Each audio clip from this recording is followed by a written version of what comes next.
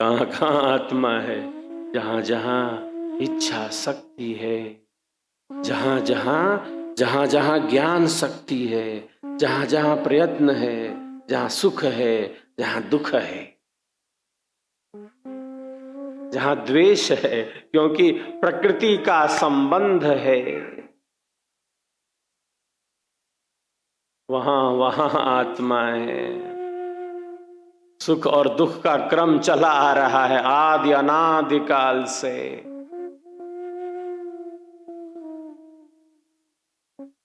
अनुकूलता प्रतिकूलता, अनुकूलता प्रतिकूलता का क्रम चला आ रहा है। अनंत अनंत बार हमने जन्म और मरण की वेदना का अनुभव किया। गर्भ में कितना कष्ट मिला, सूक्ष्म रूप से ये संस्कार हमारे चित्त में दबे भरे पड़े हैं। मृत्यु में कितनी पीड़ा का अनुभव हुआ है, सूक्ष्म रूप से ये मृत्यु का भय हम सबके भीतर स्थित है।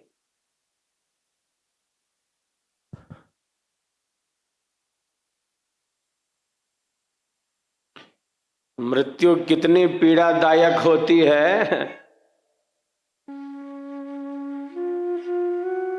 हमें इसका अनुभव है सूक्ष्म रूप से।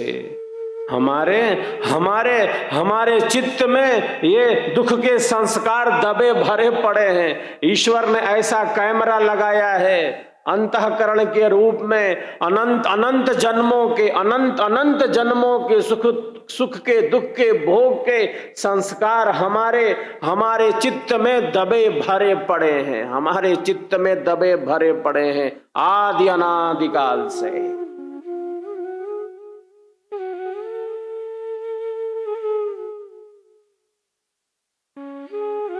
इसीलिए जब भी प्राणों पर संकट आता है, किसी भी प्राणी के प्राणों पर संकट आता है, तत्क्षण वह सतर्क सावधान हो जाता है, प्राणों पर आए संकट को दूर करना चाहता है। क्यों? क्योंकि पता है कि प्राणों के छूटने पर कितना कष्ट मिला था, मिल चुका है। एक बार प्राण छूटा हो तब ना, अनंत अनंत बार शरीर छूट गया, मृत्यु की वेदना का अनुभव किया।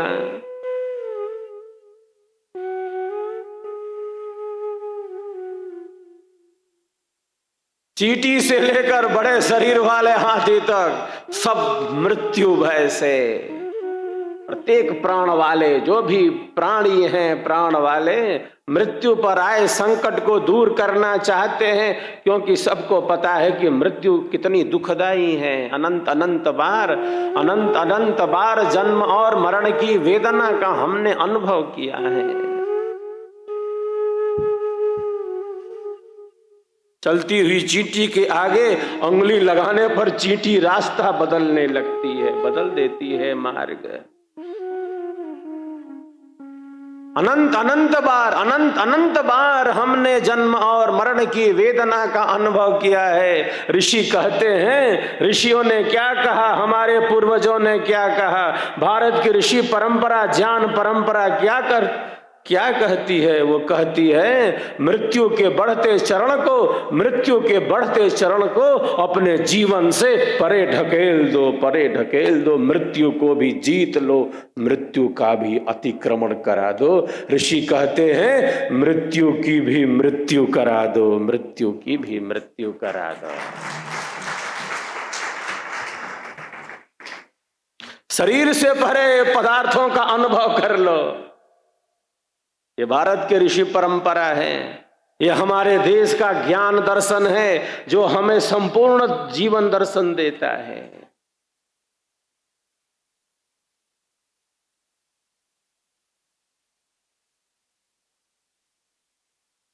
जिज्ञासु पूछता है उपनिषद में, अग्नि सबको जला रही है, मृत्यु अग्नि है, सबको जला देती है,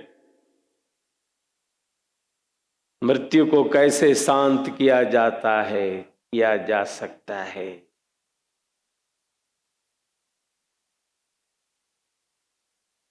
ऋषि कहते हैं मृत्यु जलाती है, नष्ट कर देती है, दुख देती है।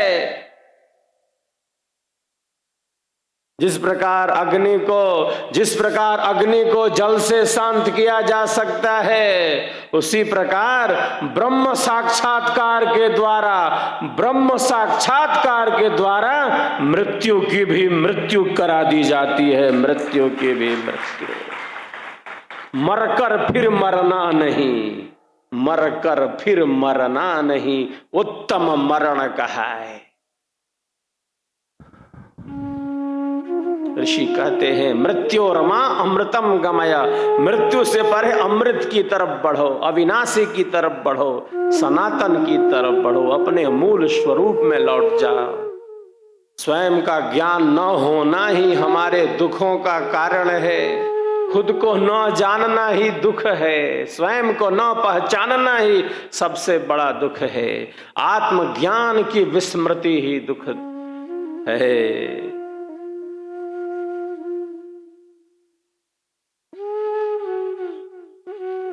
स्वयं को न जानना ही सबसे बड़ा दुख है। कस्तूरी कुंडल बसे, साहब की वाणी क्या कहती है? कस्तूरी कुंडल बसे, मृग ढूंढे वन माही, ऐसे ऐसे घट घट नाम है, दुनिया जानत नाही, दुनिया जानत नाही। हमारे भीतर अनंत शांति का समुद्र है, हमारे भीतर सच्चिदानंद स्वरूप से परमात्मा ही बैठे हैं। हमारे भीतर शांति का समुद्र है, हमारे भीतर प्रकाश का ही पुंज है। कोई व्यक्ति अयोग्य नहीं है, सबके भीतर वही शक्ति है, सबके भीतर वही आनंद है।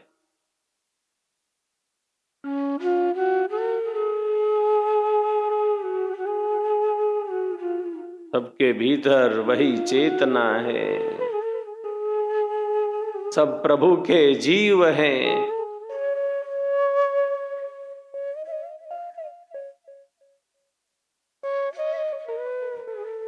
सबके अलग अलग संस्कार हैं, सबके भिन्न भिन्न संस्कार होंगे, हो सकते हैं।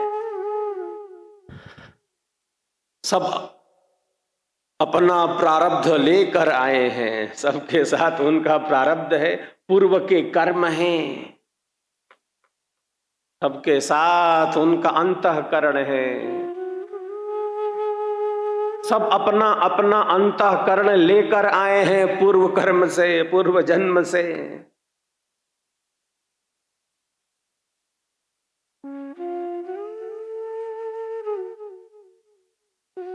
सबके साथ प्रारब्ध है।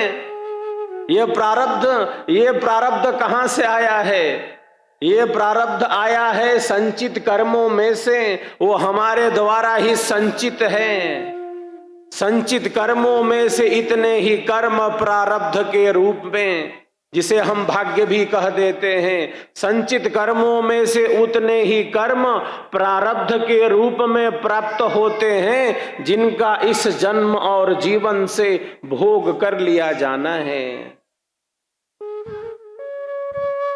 उतने ही जो कर्म हैं प्रारब्ध के रूप में हमें प्राप्त होते हैं, और हमारे जीवन की अधिकांश घटनाओं में उनका एक स्थान है। लेकिन ये मानव जीवन केवल प्रारब्ध को भोगने के लिए नहीं मिला है, केवल पूर्व कर्म के फलों को प्राप्त करने के लिए नहीं मिला है, बल्कि ये मानव जीवन, ये मानव शरीर तो इस कर्म बंधन से सर्वथा मुक्त होने के लिए, ये तो जीवन मुक्त होने के लिए मिला है। ये मानव शरीर, ये मानव जीवन जो जीवन में रहते हुए इससे भिन्न है, जो शरीर में रहते हुए इससे अलग है,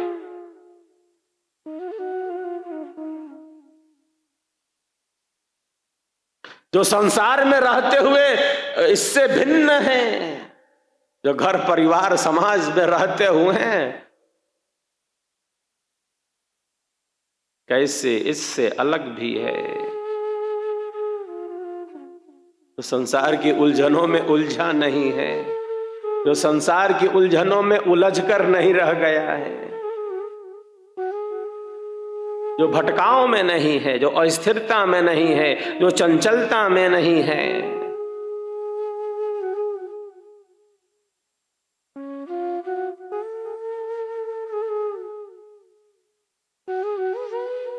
घर में रहना है, घर में रहना है, परिवार में रहना है,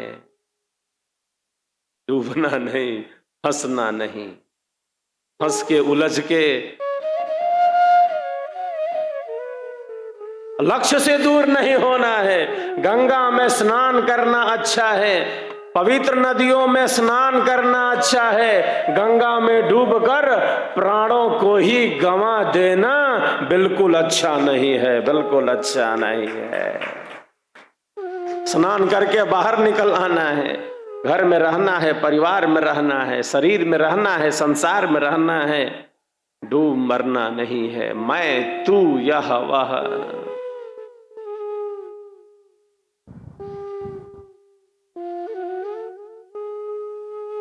मैं तू यह वह, अनंत अनंत जन्म और जीवनों से यह सब घटित तो होता चला आ रहा है।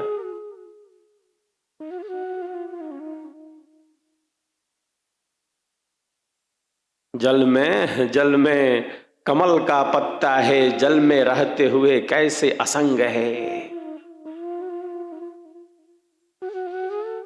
असंग है सर्वदा उससे।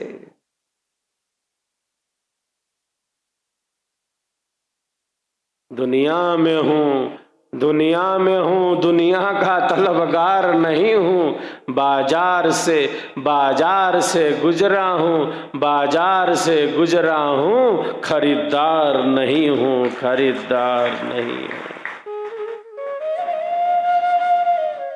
जीवन की वह विधि जिसमें हमारे जो जीवन की सहजता है, सरसता है, सरलता है और हमारे जो जीवन की स्वाभाविकता है वह नष्ट ना हो। सत्संग यही विवेक जागृत करता है। आध्यात्मिक ज्ञान इसीलिए है कि हम निरंतर श्रेष्ठता, शुचिता और पवित्रता के पथ पर आगे बढ़ते चलें। हमने उस परम सत्य का दर्शन नहीं किया, हमें अभी परम ज्ञान भी नहीं हुआ तो क्या हुआ? जिस महान सत्ता ने, जिन हमारे महापुरुषों ने उस अनंत ज्ञान का सृजन किया, हमारे कल्याण के लिए उस अनंत ज्ञान को प्रकट कर दिया, उनके बताए मार्ग पर हम चल पड़े तो चल पड़े, हम चल पड़े तो चल पड़े। यही श्रद्धा है, यही सत्य पर विश्वास है। श्रद्धा का अर्थ है सत्य पर विश्वास।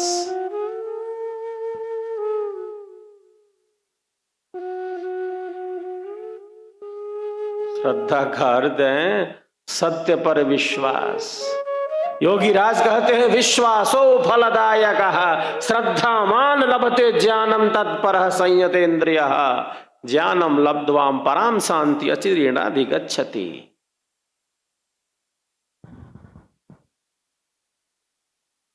इसके अंतःकरण में श्रद्धा का भाव है, ये आंतरिक संपत्ति है। श्रद्धा का धन अंतःकरण का धन है, कल्याण का धन है।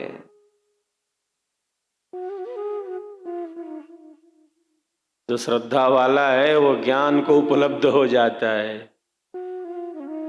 और ज्ञान को उपलब्ध हो जाने पर वह परम शांति का ही अनुभव करता है। योगीराज कहते हैं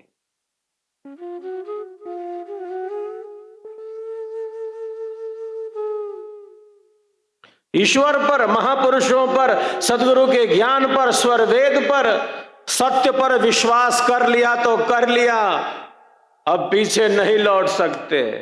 आगे नहीं बढ़ पा रहे हैं, आगे नहीं बढ़ पा रहे हैं तो जहां खड़े हैं वहां खड़े हैं। अब बढ़ेंगे तो आगे ही बढ़ेंगे, पीछे नहीं लौट सकते, पीछे नहीं लौट सकते। अब बढ़ेंगे तो आगे बढ़ेंगे, बढ़ नहीं पा रहे तो खड़े हैं, पीछे थोड़ी लौट जाएंगे। बढ़ेंगे तो आगे बढ़ेंगे।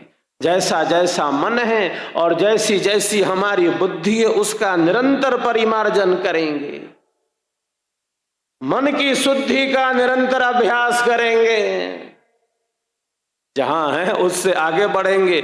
जैसा अंतःकरण लेकर आए हैं पूर्व से, पूर्व के जन्मों से जैसा अंतःकरण लेकर आए हैं उससे अंतःकरण और शुद्ध से शुद्ध करेंगे और पवित्र करेंगे। अपने मन को, अपनी बुद्धि को, अपने विचारों को, अपने चिंतन को, अपने मनन को, अपनी क्रिया को, अपने व्यवहार को और शुद्ध से शुद्ध करेंगे और बढ़िया से बढ़िया बनाएंगे।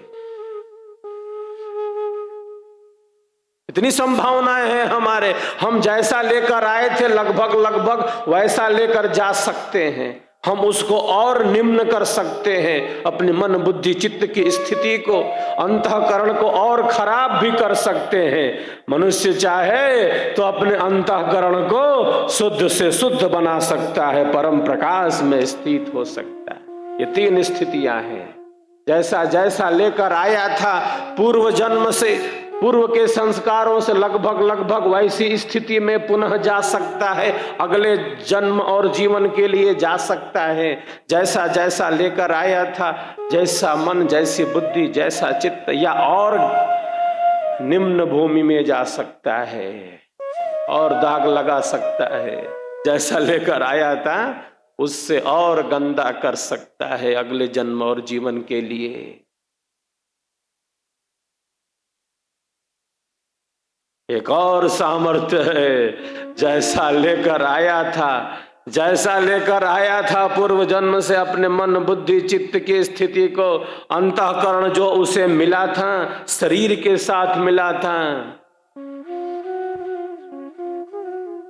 उससे और शुद्ध से शुद्ध बना सकता है, उससे और परिपक्व बना सकता है, उससे और अच्छा बना सकता है। ये तीन स्थितियां हैं मनुष्य के अंतःकरण में। इतनी शक्ति दी है ईश्वर ने मन के माध्यम से, अंतःकरण के रूप में ईश्वर ने इतनी बड़ी शक्ति दी है। वो शुद्ध से शुद्ध कर सकता है, वो पवित्र से पवित्र हो सकता है, वो मन से परे जा सकता है। प्रतिदिन स्वच्छता का अभ्यास। कल्याण का मार्ग और कुछ नहीं। कल्याण का मार्ग क्या है? जो हमारे लिए कल्याणकारी है, बस उस मार्ग पर निरंतर आगे बढ़ते रहना, निरंतर आगे बढ़ते रहना, यही कल्याण का मार्ग है। जो हमारे आत्म कल्याण में उपयोगी है, निरंतर उस पथ पर आगे बढ़ते रहना, सत्संग में, सेवा भावना में, साधना में।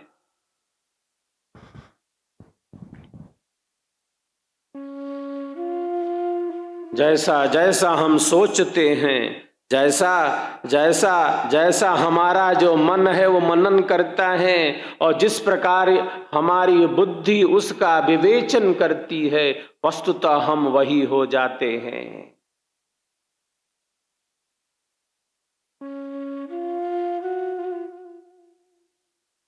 जैसा जैसा हमारा मन मनन कर रहा है, और केवल मन मनन ही नहीं कर रहा, बुद्धि उसका विवेचन कर रही है।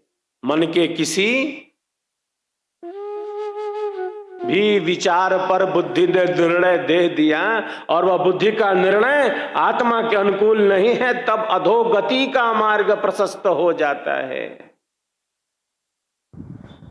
बुद्धि के उस निर्णय में आत्मा की अनुकूलता कितनी है?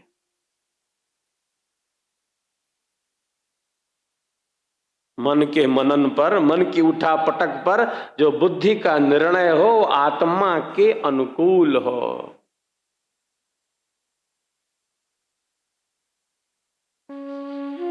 मैं बराबर कहता रहता हूँ, जब आत्मा की ध्वनि को सुनने का सामर्थ्य उत्पन्न हो जाता है, तब हमारा जो कर्म है वह कर्म न रहकर धर्म बन जाता है।